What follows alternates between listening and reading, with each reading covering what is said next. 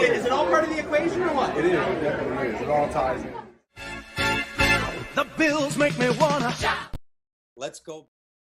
Let's go, Bills.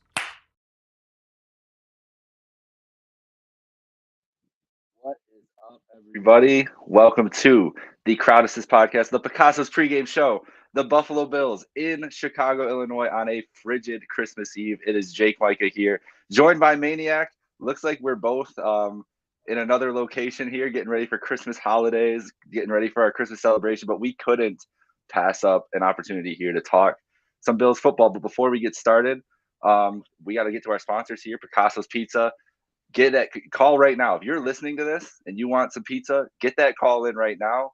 If they're out delivering, I'm not sure what the situation actually is right now. You can tell me more up there in the North Towns area. Down here, not as much snow, but get your Picassos if you can get it in before game time.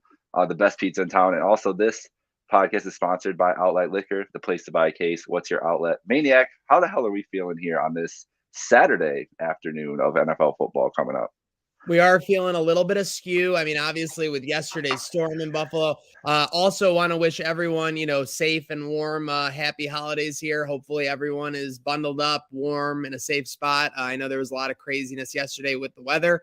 But yeah, hopefully today, the craziness is the Bills bringing in this storm to the Chicago Bears and kind of, putting their foot down. We obviously, the big positive news, I think, for all Bills fans is we got Jordan Phillips and Ed Oliver back in the lineup today. So in a game where a lot is expected to be done on the ground, a lot expected to be done at the line of scrimmage, it's huge to have those two horses back in the lineup. Big boys, yeah. So let's get to the injury report quick that we have here. Just released a little bit ago. Xavier Rhodes, Balin Spector, Mitch Morse, Tommy Sweeney, Dean Marlowe, Boogie Basham, Justin Murray, all inactive for the Bills today. No surprises there, I don't think. I think the biggest, we're actually, one of the most interesting things to me is this is the Ryan Bates Bowl. I mean, and how unique for it to this situation to form for Bates that he's going to be starting at center in this game today against a team that tried to pry him away from the Bills. We know how that worked out. The Bills matched that contract, restricted free agent scenario. But like you said, this is going to be a lot of work being done on the ground in this game by both these teams with just the weather conditions. Right now in Chicago, it's looking like -1 degrees with about a -20-ish wind chill. They're expecting wind gusts up to about 35 miles an hour. So it's definitely going to have an effect on the passing game. And Maniac, missing a guy like Mitch Morse on that O-line is going to be huge when you think about running the ball for Singletary, Cook, whoever's getting those carries. Yeah, you're just thinking about everything with rhythm.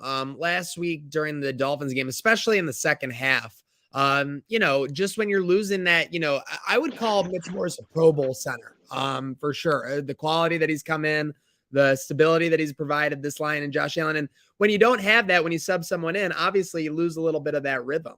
So I'm hoping that the Bills offense, excuse me, bless me. Thank you. With that said, could get back in rhythm today, can get that, the motion of their ocean going. And seriously, because it's going to be a big opportunity today for Singletary, Cook. I think you even look at maybe McKenzie on some of these quick sweeps. I think there's going to be a lot happening behind the line of scrimmage for the Bills offense. So it's very key for what that line is able to do and the time they're able to get Allen and the space they're able to get those RBs.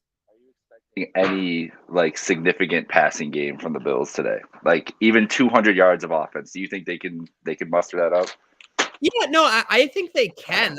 It's just a matter of finding sets.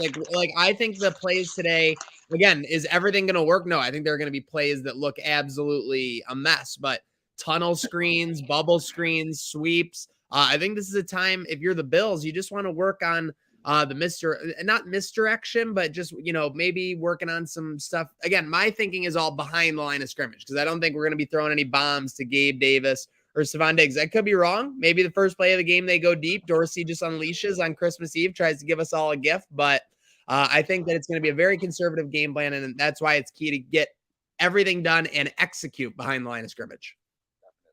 Definitely keep it clean as much as you can for Josh. You don't want him having to worry about anything else when they're throwing the ball. I think one of the biggest things for me, that's kind of a disappointment that they're not going to be able to attack downfield. Jalen Johnson going to be out for the Bears today. Their star cornerback. He did a great job last week. That's a matchup that even if they have any opportunities, I think Diggs is going to be able to take advantage of whoever that backup corner is that's going to be on there. Right now, it says 24-mile-an-hour steady winds in Chicago, so that's not throwing conditions Are you at a all. little shocked that this game is happening? A little? Yeah, I'm a little shocked with everything going on right now. Like, there's a lot Yeah, of games I that mean, I'm like, it just seems like these were conditions. And I mean, again, I don't know if it's going to be any better tomorrow in Chicago or tomorrow night or Monday night, Monday, but it just seems like these were conditions that all week you were looking at them. Are they going to, body this game? Are they going to move it around? And it just seemed like it would have made sense to do so, especially with the fact that they moved the Bills Browns game about a month back. But with that said, yeah, they're going to unleash, they're going to play. And yeah, I'm very excited to see what this Bills team does under not great circumstances. I mean, with that said, is this the first time for them to avenge themselves since last year's Patriots Blizzards game? I feel like they haven't played a game in conditions like that since. but how intense were those? I was there, but I don't remember what the speed of those winds were. I feel like it was pretty Oh, similar though, like they 35, were 40 going like miles an hour. 30 to 40, 50 miles per Yeah. hour at times for sure. It's very interesting to see how this team responds. It's a different offensive coordinator, how they're going to handle it offensively. If there's more, the biggest thing for me, I have bets on it, and I think that they're going to run Josh a lot today because even with a bigger game coming up next week, whatever, everybody's looking. Not, I wouldn't say everybody's looking ahead, but we obviously know the impending huge matchup coming up with the Bengals and everything else. But this is just as big a game as next week. Like, we need all three of these games. I know the Bills know that too, and I just feel like it's going to be Allen.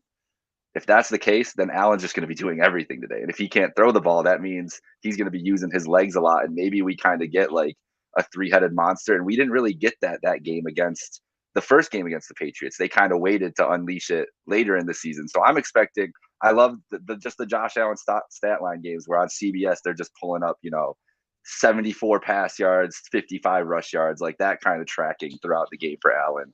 I think is kind of more likely than like a 300-yard pass game for sure. 100%. And you were saying what, 200 yards offense? I could easily see Allen finishing with like 130 to 170 yards passing, and then maybe 80 to 100 yards rushing. And again, both of those stat lines could be generated off one big play. It could be one Isaiah McKenzie like front toss sweep that goes for 56 yards or something like that. It could be a Josh Allen run that goes for 48 yards like last week.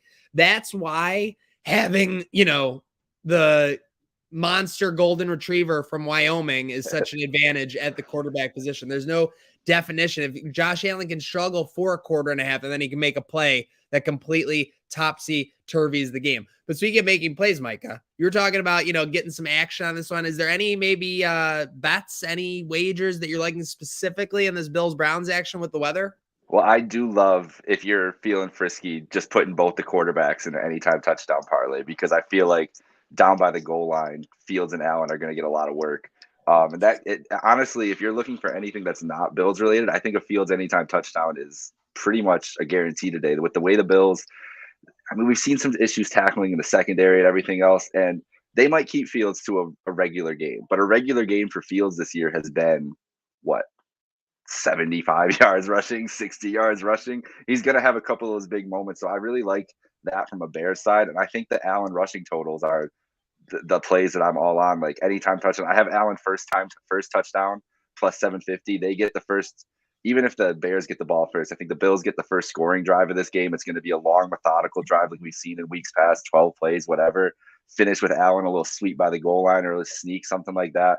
I think that's my favorite value play is even if it's not Allen, maybe if you think it's Singletary, one of those runners down by for the first touchdown for the Bills seems like a really, really nice value play today.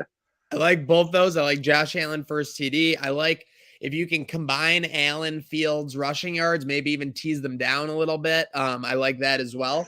This is a little bit of a weird play. The wind, the craziness. I do think Fields is going to have to throw it a couple times in this game, just where the Bills defense is going to have him.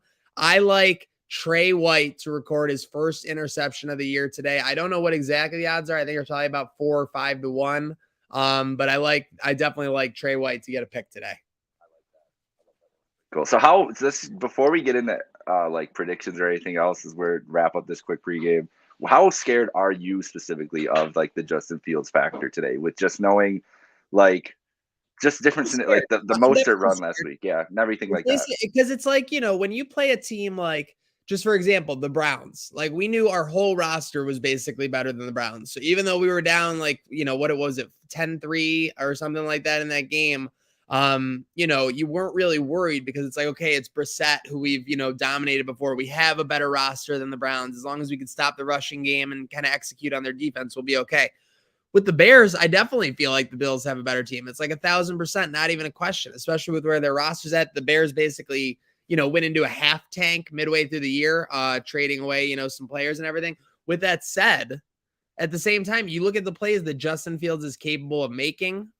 He can escape the pocket. And yeah, at the end of the day, let's face it, it's kind of an advantage to not be having anything at stake in this game. Like if Justin Fields rolls out of the pocket, there's nothing holding him back from saying like, oh, I got a receiver downfield. Let me just try and chuck it even in these crazy wins. Whereas Josh Allen, thinking every win, we need all three of these games, let's make responsible decisions. I feel like maybe the fact that Justin Fields and the Bears can throw caution to the wind, pun intended, could actually be a huge advantage. And that's what scares me in this game for sure. Everything you just said, and just the dynamic running game they've been able to develop, and just the way that this game's going to be. Like if they can move that D line off the ball at all, it's going to be, they could be, even if it's a 5-minute drive that doesn't amount to anything, that's 5 minutes, 6 minutes off the clock, where this offense, we're going to need such efficiency today. You need all the time you can get. So it's going to be a weird game. I think it's going to be closer than you think. Let's get into predictions here. I think last week's a really good template for what this game could look like, hopefully minus the interceptions that Jalen Hurts threw. But the Bears were at home against the Eagles, played them close pretty much the whole game. It ended, I think, 25-20, and that was after a late Bears score. It was 25-13 going late in the fourth quarter. Basically, the score was completely non-indicative of the actual game, for sure. It was a close game. So I'm going with Bills 28, Bears 19, I think. Or no, Bears 16, sorry. So I do think they cover. I think it's about a 12-point, 10-point game somewhere in there. But I wouldn't be surprised if this is down to the last drive. Need to either a drive to win or a drive to just close them out, because Fields is making some crazy plays on the ground against this vulnerable Bills defense with some big runs. We are in the same boat. I got the Bills kind of struggling on offense, but at the same time, and again, there will be a lot. I think there will be a lot of people frustrated online today. Again, the Bills are playing in 30-mile-per-hour winds and freezing temperatures, so to go nuts about the offense is not really a big deal. With that said, I think they will kind of be conservative a little bit in a way not to lose the game, like they've played a couple of the games this year. With that said, I see the Bills being up 19-13 in the fourth quarter. The Bears will have the ball. The Bills will get it back, score somehow, whether it's in the last couple minutes. 26-13 final score. Bills get the win. All right, that'll do it for the Picasso's Pizza pregame show here on the Crosses podcast. For Maniac, this is Jake Micah. Have a great day, folks. Merry Christmas. Stay safe, stay warm out there, and go Bills. Let's go.